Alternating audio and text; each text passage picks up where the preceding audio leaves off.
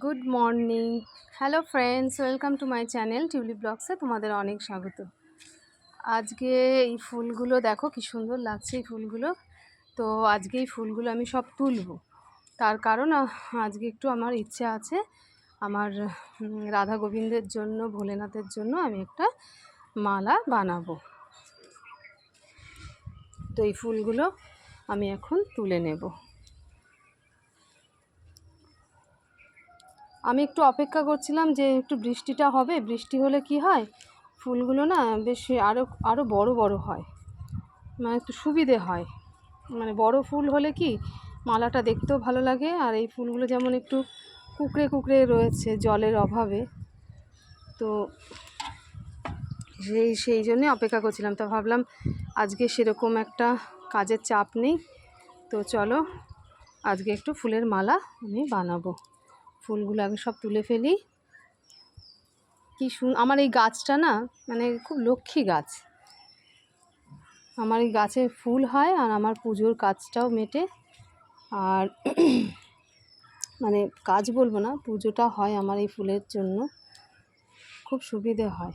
সব সময় তো বাজারে গিয়ে ফুলটা আনা সম্ভব হয় না, তো বাড়ির ফুল দিয়ে পুজোটা আমার সুবিধে হয়, যখন তখন পাওয়া যায়।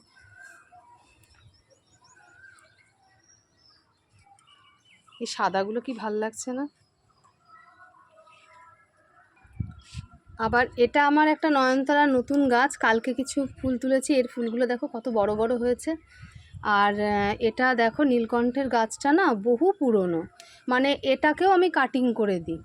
আর এই যে মাঝে জলের অভাবে, মানে আমাদের জলের খুব সমস্যা হয় গরম পড়লে, সেই জন্য গাছগুলো জল পায়নি বলে শুকিয়ে গেছে। আর এই গাছটা আমি গোড়া দিয়ে কেটে দিই, আবার জল পায়, আবার ঝাঁকড়া হয়ে যায়। দেখো নতুন আবার ফুলও ফুটেছে নীলকণ্ঠ।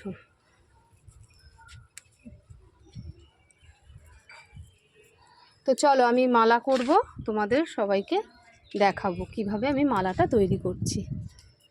কিন্তু একটা অসুবিধা হলো কি, ফুল বেশি হলে সুবিধে হয়, মালাটা ভালো হয়।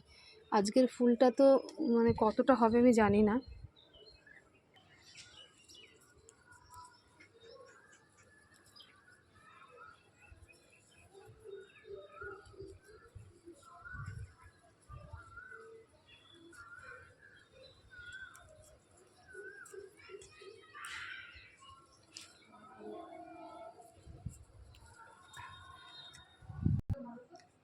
দেখো কত ফুল আজকে তুলেছি, মোটামুটি কোনো গাছ বাকি রাখেনি, সব নয়নতারা গাছ থেকে আমি ফুল নিয়ে চলে এসেছি। যেহেতু মালা করব আমি, গাছের ফুল সব তুলি না কখনো, আমি যতটা পুজো দেওয়ার দরকার ততটুকু তুলি, বাকিটা আমি গাছেই রাখি।